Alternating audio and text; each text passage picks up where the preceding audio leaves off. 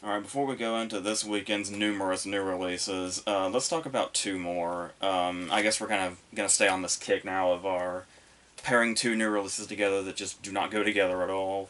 I want to start with Violent Night, though, which is Tommy Wirkol's new movie, who did the Dead Snow movies, and he did Hansel and Gretel Witch Hunters. And for the most part, I feel like I really like his style. It kind of the first Dead Snow kind of soured on me. I think because I hated the sequel so much, and we'll kind of talk about why as we go on. But here, there was just something about this movie that stood out to the point where it was like I feel like this is it's outlandish and it seems almost I guess a bit too try hard when you hear a movie about a Santa that beats the shit out of people and uses his magic to make these really gory death scenes, and it's like, yeah, that thing. It's like that how they're doing like the Grinch and Winnie the Pooh as like gory movies now, and it's like just shut the fuck up, just just you're trying way too hard. You're just trying to cash in on something, and there's just no passion in it whatsoever. I was kind of afraid at first that this was going to be something like that, but then it's like, well, it's David Harbour, and I can't imagine him doing something like this just to do it. There's something very passionate about him as an actor that I feel like would come through here. And then when I learned that John Leguizamo was the main villain and that Alex Hassel was also in it, it was like, okay, I learned very, very late that Beverly D'Angelo was also in it. And it's like, okay, there's people here that are definitely worth watching. So, and I got more and more curious about this movie as it went. And it turned out that the movie pretty much ended up being exactly what I had hoped it would be and what I wanted it to be. So the whole experience was very satisfying. And I kind of knew, like, usually really early on, a movie will give you a big clue if you're gonna like it or not.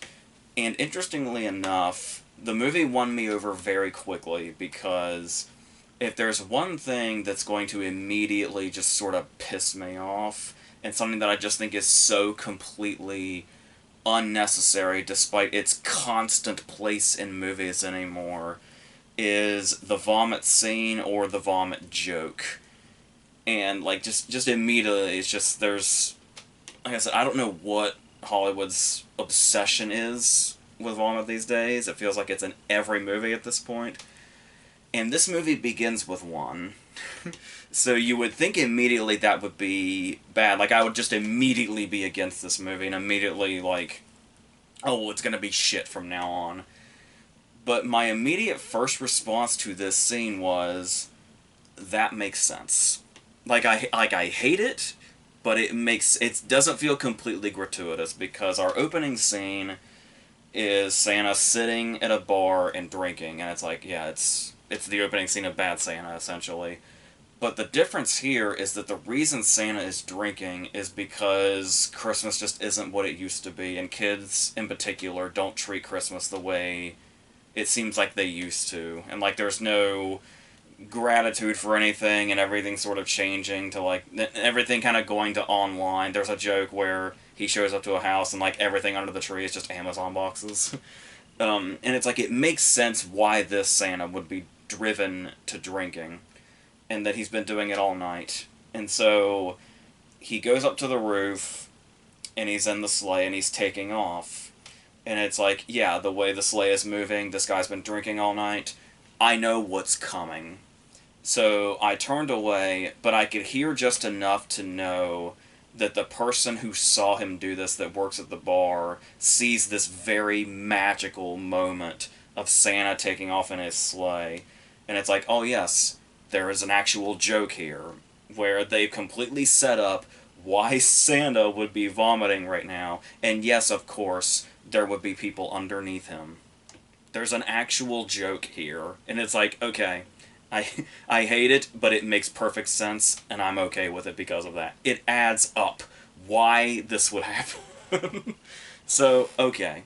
And then going from there, it's like, if they can make that kind of joke and that kind of scene make me say, okay, I get it, then it's like, I feel like this movie got on a good side really, really quickly.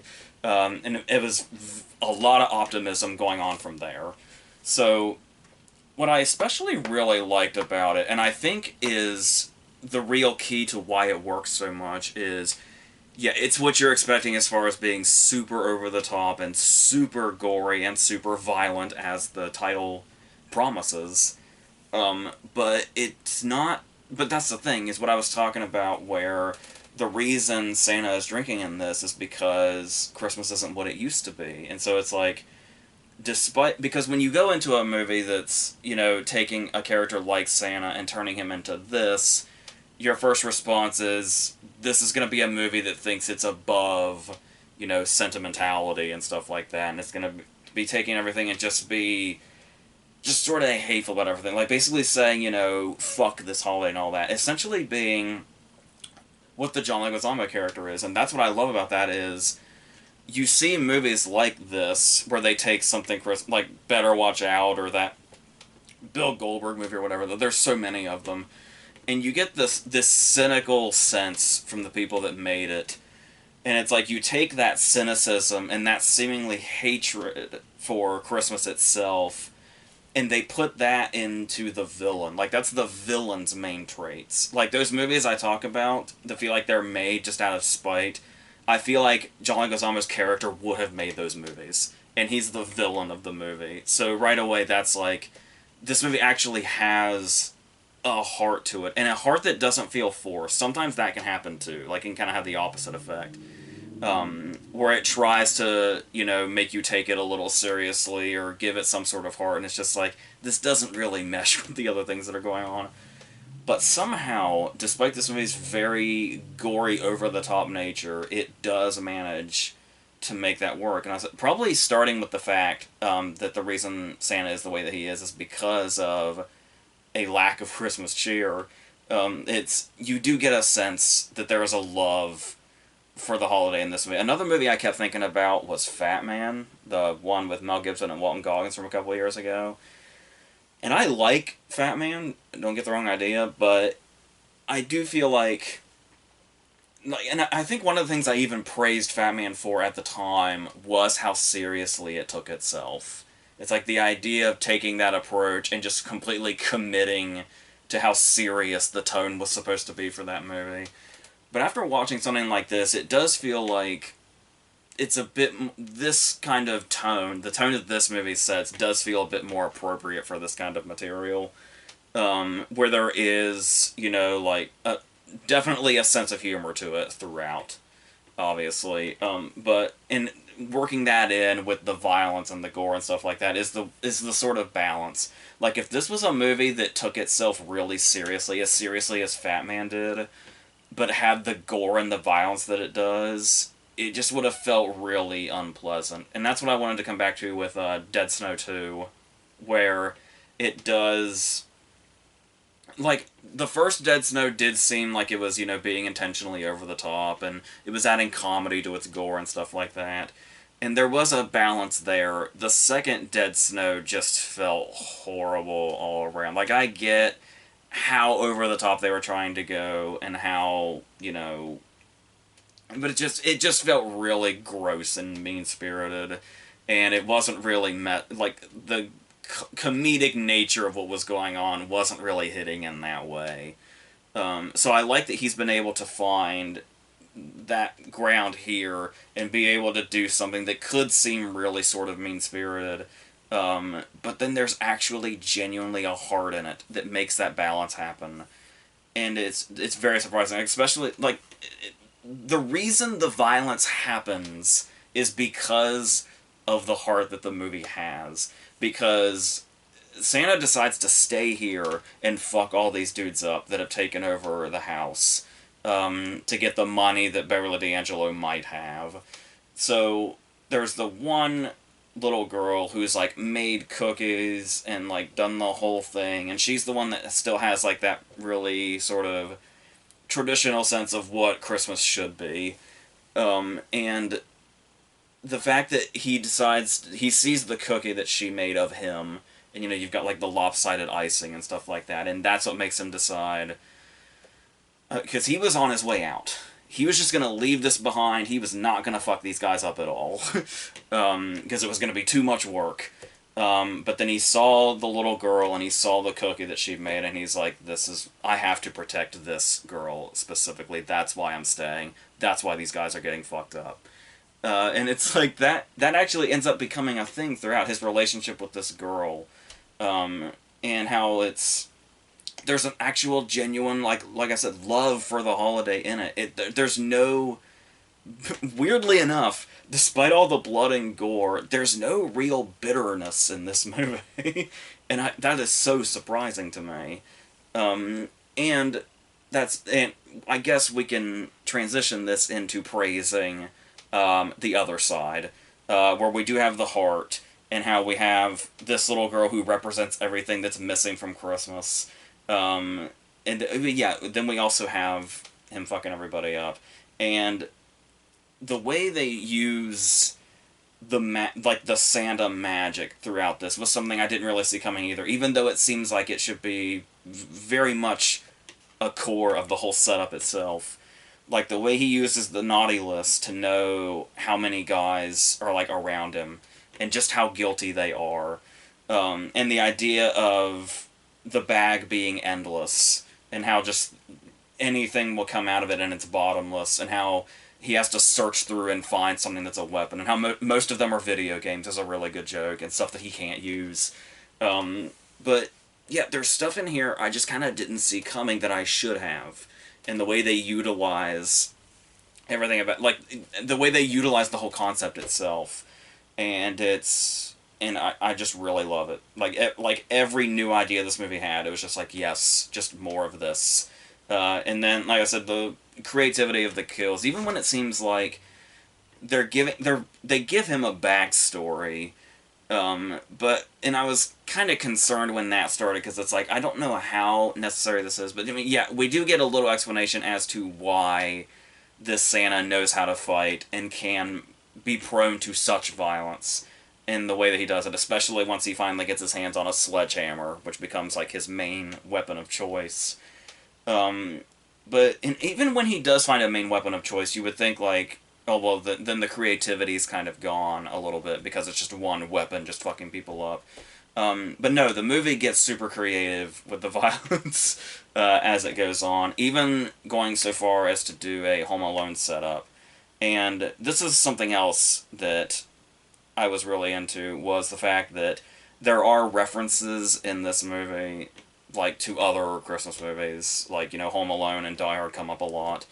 But it doesn't feel like a lot of movies that do this, the references didn't feel like a crutch, necessarily. They felt pretty organic as far as conversation between the characters, and then particularly how the fact that this little girl has just seen Home Alone for the first time utilizes itself. And that we go through the whole booby trap thing. And that's, better watch out, just fucking wish. I don't like to use good movies, and like, to prop up good movies by shitting on other movies. I typically hate that practice. But yeah, this, better watch out wishes it was this. And the way they, another thing I absolutely must recommend, it's obviously it's been out for like a week now, but seeing this with a crowd was very satisfying. Hearing those particular reactions to the specific kills and all that. There's one scene that's it's not exactly a kill yet. Eventually it will become one, obviously, but there is a booby trap moment where I took my mom and her husband with me to see this, and at one point one of the booby trap moments happened, and my mom, like, yelled out, like, involuntarily. And there was I'm not sure what laughter around us, because there were people right behind us, was for this moment itself, or my mom's reaction to it, or this beautiful combination of both. Where there's that thing where when you have a crowd big enough, there'll be times where you're reacting not just to what's happening on screen, but to any particular person around you if the reaction is big enough and perfect enough. And this is that kind of movie that'll bring that out. And so that was really fun. Like, I can imagine I would have still liked this if it was like a streaming movie and I was just sitting at home with it. But this is definitely the kind of movie that's a different kind of experience when you're with either like a big group of people or in a theater that has a lot of people in it. Um, that might make a big difference. Like I still think I would have liked it a lot anyway, but that just really enhanced it in a way that I love. I'm really happy I did get to see it that way.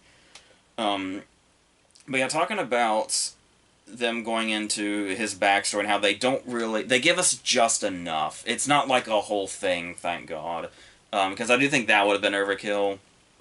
And I also think there's something else here that might sound like a cop out, but honestly, I definitely think it's for the better. Where they spare having too many details as far as the magic. Because we learn what Santa was in like his past life, his pre-Santa life, but when it comes to like how he became Santa and how the magic works, they just kind of brush this off by he always says that he has no idea. He has no idea how it works. It just does. It just does what it does, and he just uses it. And like I said, that might sound like a cop out, but it's like I thought about it and it was like, oh yeah, if they had actually stopped and like given us all the details of how this works, number one, it really wouldn't have mattered, and secondly, it would have been taking up way too much time and really just sort of stopped the movie in its tracks. So I don't mind him just saying, I don't know, it just is what it is. The magic is just is, and that's it. So I'm perfectly fine with that. Like I said, as far as the supporting characters, Alex Hassel was especially interesting to see because he's either every time I've seen him, he's either obviously he has a big Shakespearean background, and I thought he should have won every award under the sun for the tragedy of Macbeth last year. And when he's not playing like Shakespearean characters, he's usually playing some sort of sinister character from what I've seen him in.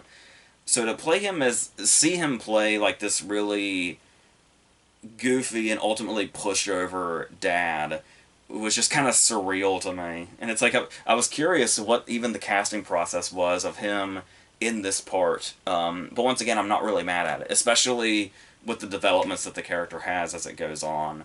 That he actually gets stuff to work with, which is nice. And Barrow D'Angelo gets to play like the sort of feared matriarch really well. And another person that kind of stood out to me was Brendan Fletcher, who it took me like the whole movie I was going like, that is Brendan Fletcher, isn't it? Sometimes I get him confused with Mark Webber. I think that's what the problem is. But yeah, and how all these side characters, where like everybody has this sort of over the top nature to them, where like the little girl's probably the one that feels the most like a human being here, and oh god damn it, I just forgot her name. The girl's mom, who was the cop in Cop Shop, is also utilizes her sense of action that we saw her in. Like between this and Cop Shop, like this woman feels like she should be one of the next big action heroes. It feels like, and yeah, just everything about this movie is working. I love the bitterness that Leguizamo brings into it, and how I said like he's basically the representation of the people that typically make movies like this without the heart, and yeah, and that just brings us to some very satisfying moments as well. Like it's one of those movies where because you know the structure of the movie and you see all these horrible kills going down, there's one kill you're waiting the whole movie for, and you're like, is it gonna live up to this or is it gonna be anticlimactic? It wasn't anticlimactic, and it did live up to it. I did not see that. Once again, the way the magic that Santa has is utilized in this movie kept surprising me. So that's the thing too. This, like I said, I could just come out of this and say like, oh, this movie was surprisingly good, but it's not like just that. It's like the movie, it nearly every turn was surprising me. What it had up its sleeve, and how much heart it had, and how good it actually was. So, and how well choreographed the action scenes are too. So, yeah, I'm just all in on this. I'm honestly psyched for whenever I can see this again. That I kind of can't wait to do that. So yes, and of course I didn't really say much about David Harbour, but it's just I feel like it's just a given that if he didn't work, the movie probably wouldn't.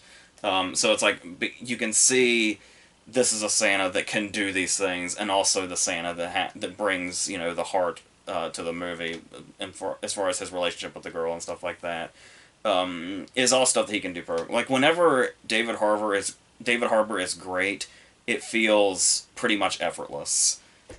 So that's yeah, I can't say enough praise about that. So that's how I feel about that. So let's go to The Fabelmans, a movie that I'm passionate about for significantly different reasons.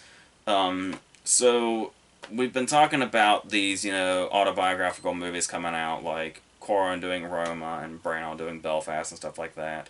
I think there's a major one I'm forgetting, but I'll remember eventually. And now Spielberg is getting his, and I don't want to turn this too much into the whole "oh, it's always been my dream to make movies" thing, so I'm going to relate to it in that way. But I mean, it's kind of hard to go around that. Like, there's a lot of things in this movie where it's like, oh yeah, that's what I did as a kid. That's the kind of dream that I had as a kid, and all that stuff.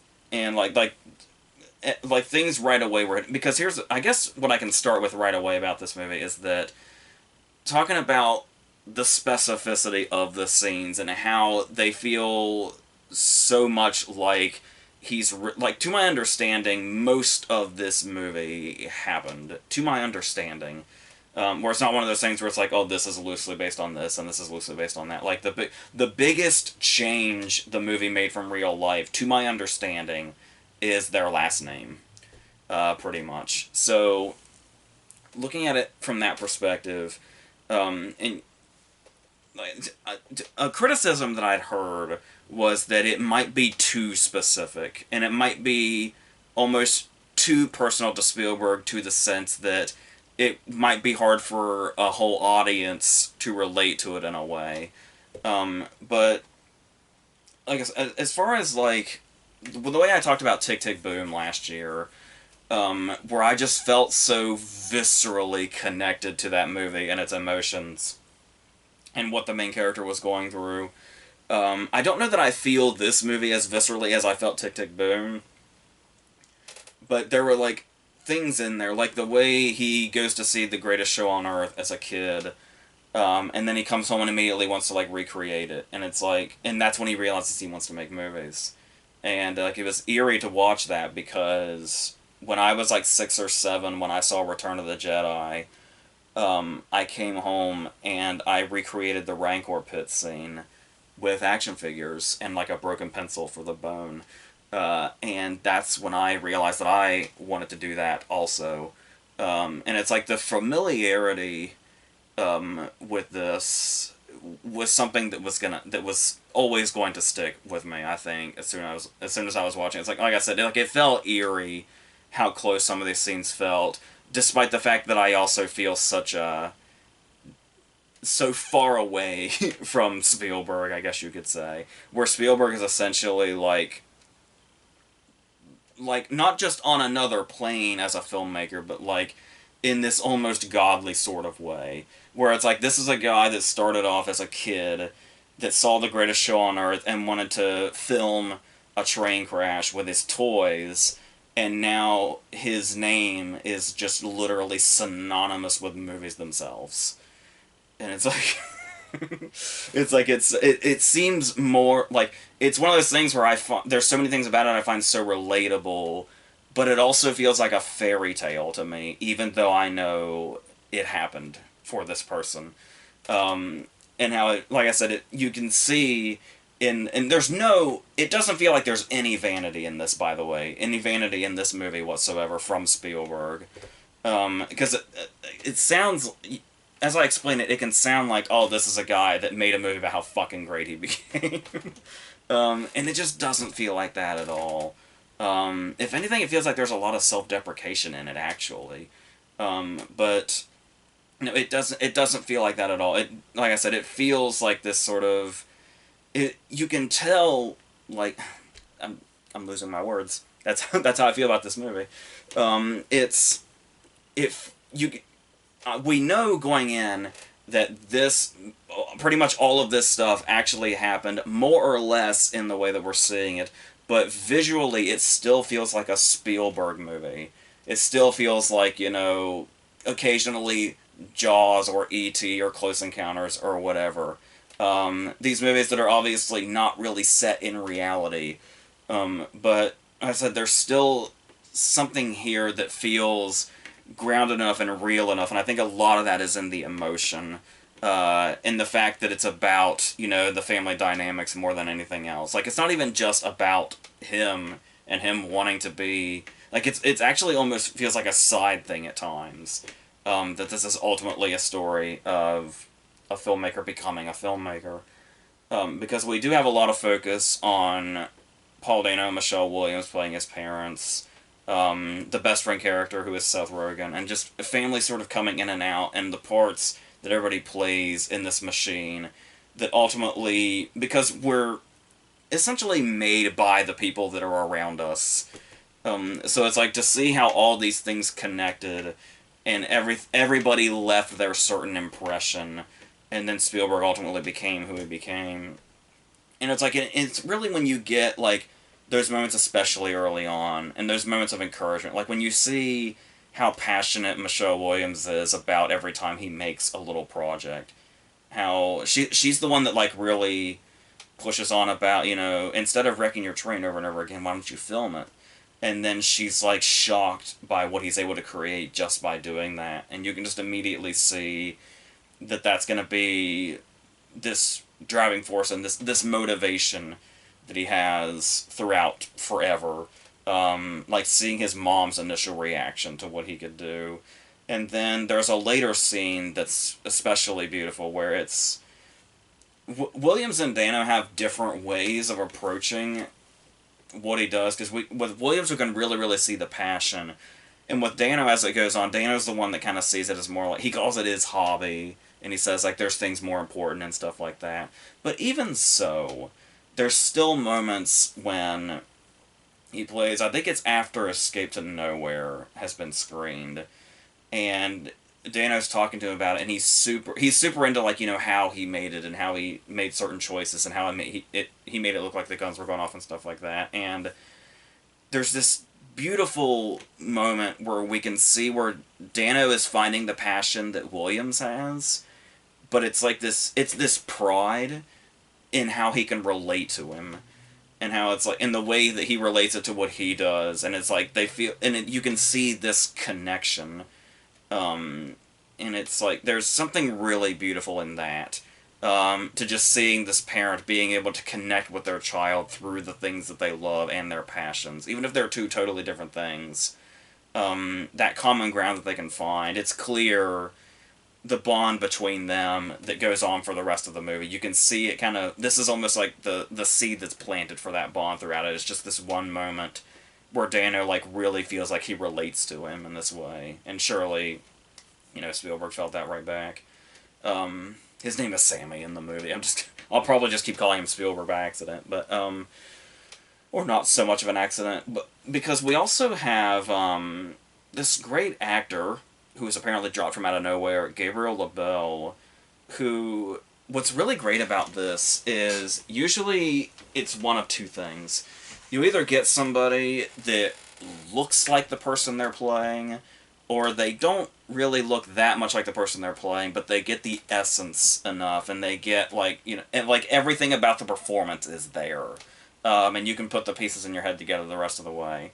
This is extremely serendipitous, as Gabriel LaBelle obviously plays this part perfectly. Like, I can't imagine this being played any other way. And his resemblance to the young Spielberg is eerie. It's like, real, especially from, like, the side. He looks exactly like him. It's really weird, but in this really amazing way.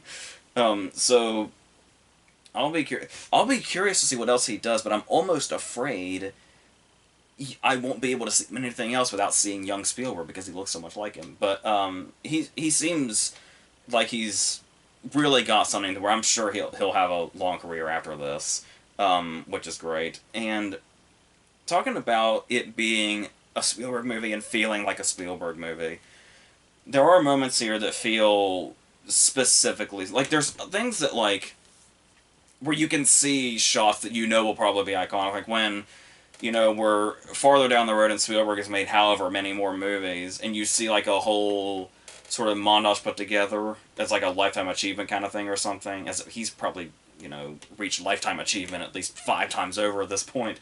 But you imagine shots like when the very young Sammy is projecting his train movie onto his hands, and that kind of thing going down as like another iconic Spielberg shot. When you think of like all the other iconic Spielberg shots, I feel like that would be just right in there and fit in perfectly.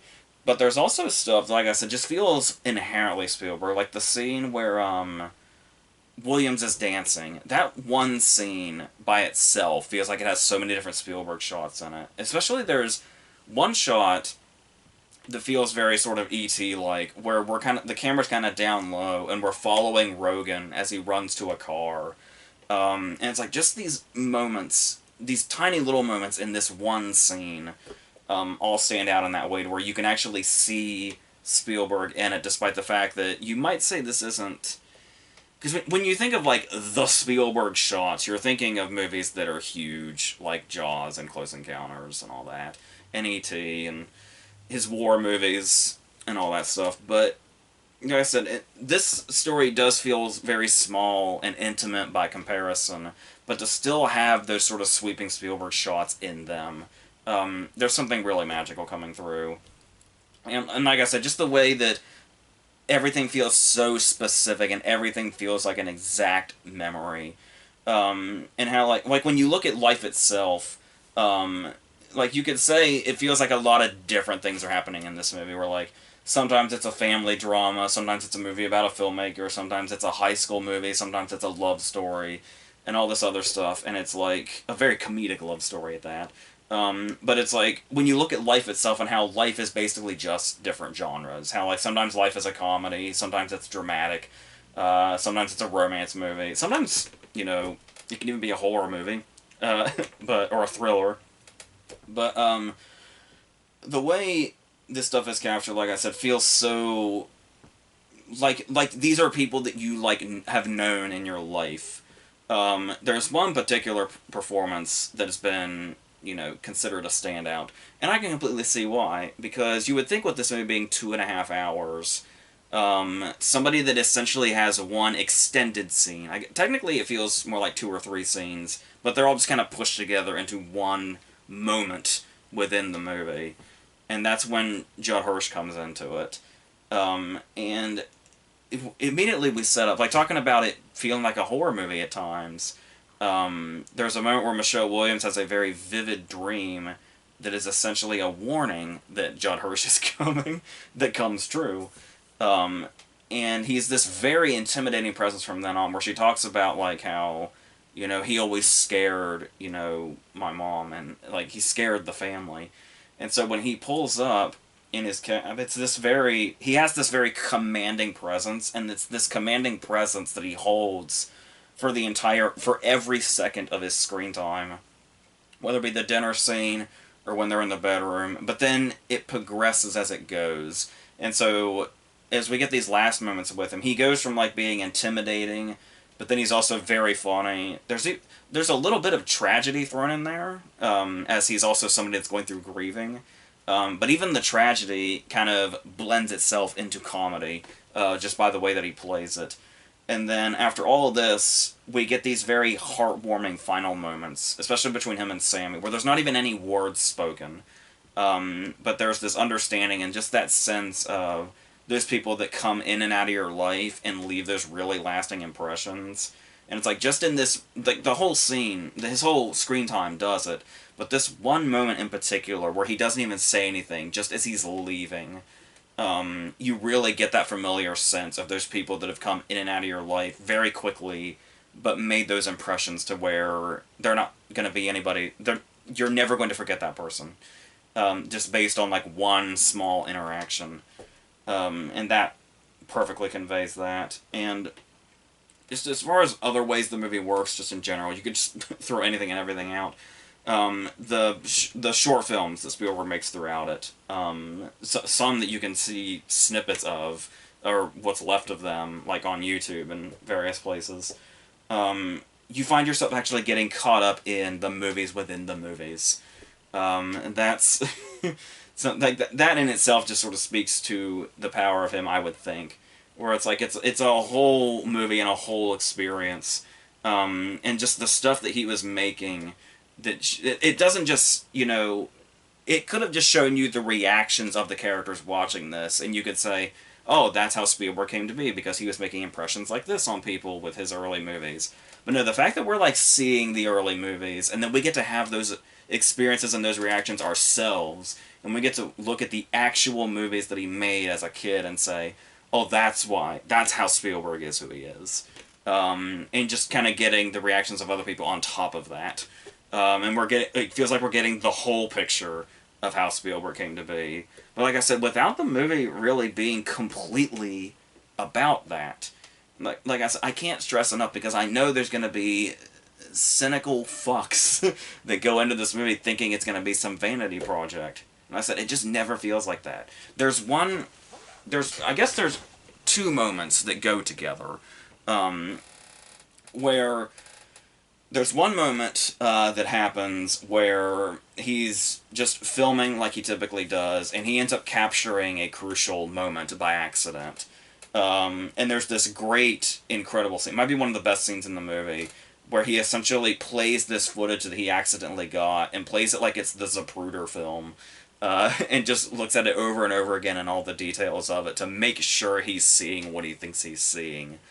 And the fact that Michelle Williams is in another room playing the piano, and her playing the piano is the score for this scene, and how it just sort of perfectly builds. There's that scene, and it feels like it's kind of almost partnered, I guess you could say, with this other scene, where there's another crucial moment, very dramatic moment in his life, and this is what I was talking about, where it feels like you couldn't possibly call this movie a vanity project, with an awareness like this.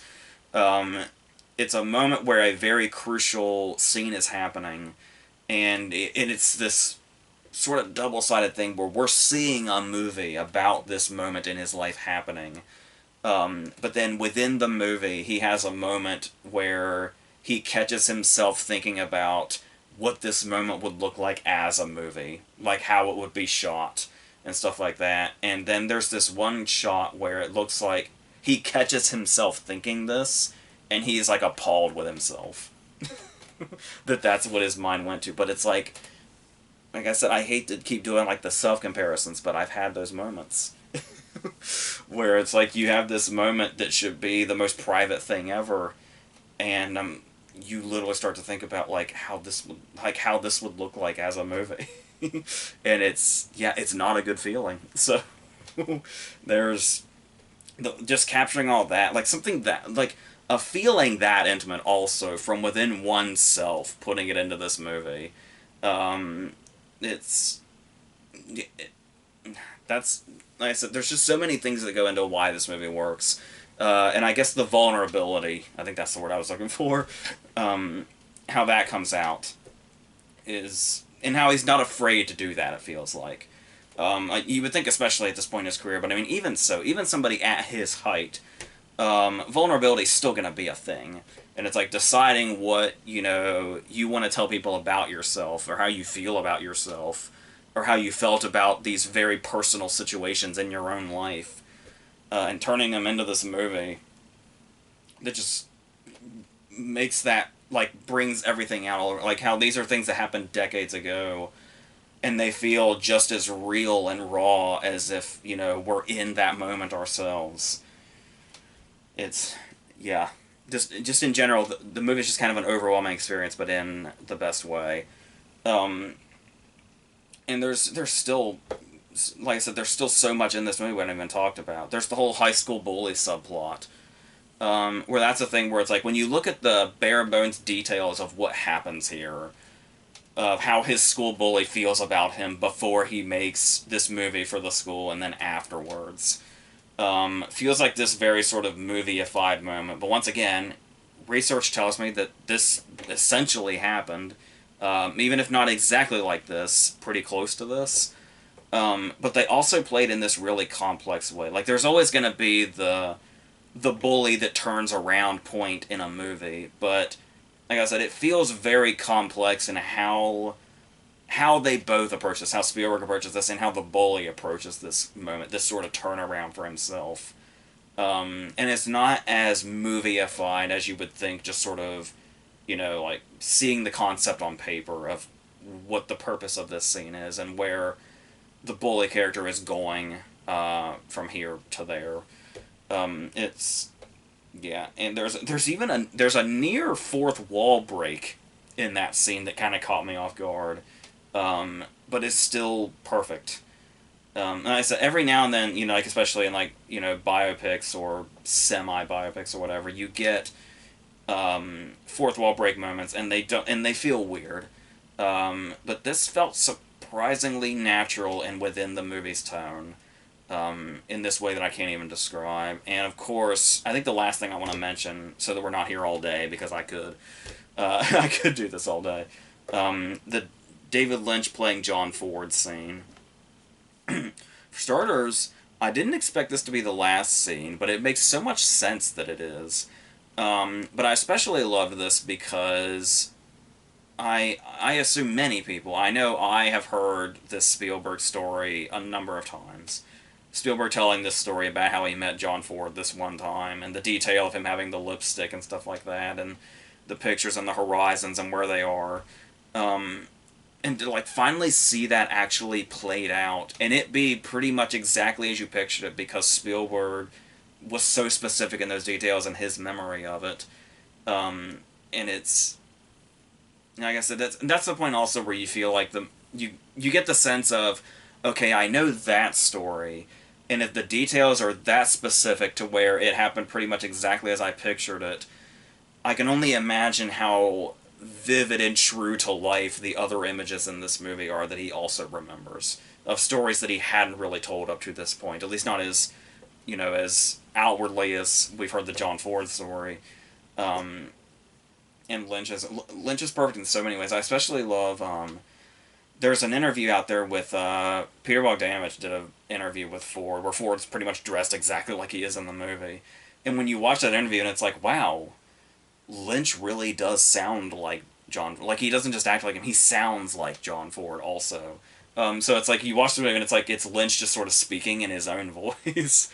But no, it still feels pretty accurate to the performance. So and just the whole last scene is just so perfect, and it's like, where it's like you get this idea of, I don't, like, Spielberg having that moment of being able to meet a director that was so large in life, and when he's sitting in the room and it dawns on him who this is by the posters that are on the wall, and it's like getting that close to the person that like really influenced him in this massive way, particularly through The Man Who Shot Liberty Valance. And it's like, oh yeah, Spielberg really lucked out with that, but it's like, we live in this moment now where these directors are putting their stories out there, and it's like, we essentially just really, really met Spielberg through this movie. Even though we only saw his childhood up through, like, his teenage years, his, like, kind of early to mid-teenage years, it feels like most of it is. But it feels like we do know him on another level that we haven't yet through this, because it feels so personal, because everything is so vivid. And so it's like we're kind of getting we as an audience are getting essentially our John Ford moment with him through this. It's just much more tender and less aggressive, but as memorable and as inspiring and motivating. So, yeah. So that's the basics of how I feel about this, but I'm sure most of this and this passion for it will grow over time. And I'm sure I'll see this a million times as well, so that's where I can probably leave this. So, this coming weekend we've got Del Toro's Pinocchio coming, we've got Emancipation, I might finally be seeing Till, We might probably throw that in there, and some other things that I've overlooked. And yes, the English will finally be happening. I can't hold out any longer, so we'll be doing that. And all the other stuff, some catch-up stuff, and so on. And awards stuff, and, the movie club stuff, and the Q&As, and all that other stuff you know about. So until whatever the next thing is, I think that's it.